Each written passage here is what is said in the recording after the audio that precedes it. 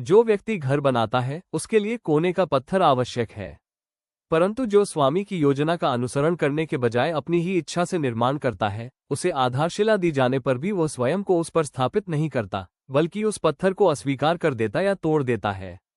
इसलिए दूसरे सुसमाचार का पहला रूप यहूदीकरण किया हुआ सुसमाचार है।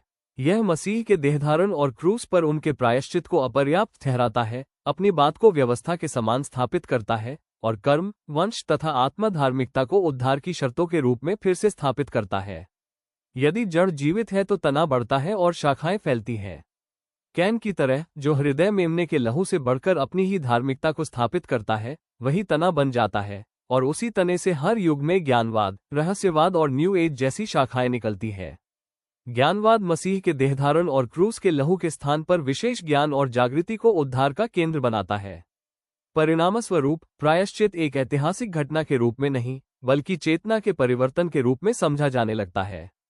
रहस्यवाद आंतरिक एकता और अनुभव को विश्वास का मूल मानता है, और क्रूस के प्रायश्चित को उसके परम आधार से घटाकर एक आध्यात्मिक यात्रा के एक चरण तक सीमित कर देता है।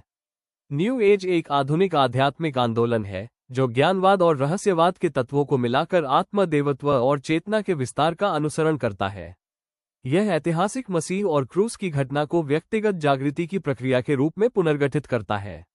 दूसरे सुसमाचार के द्वितीयक रूप क्रूस का प्रत्यक्ष रूप से इनकार नहीं करते, बल्कि वे उद्धार को ज्ञान, अनुभव या चेतना की उन्नति में परिवर्तित कर देते हैं और इस प्रकार मसीह के लहू को इतिहास के केंद्र से हटा देते हैं।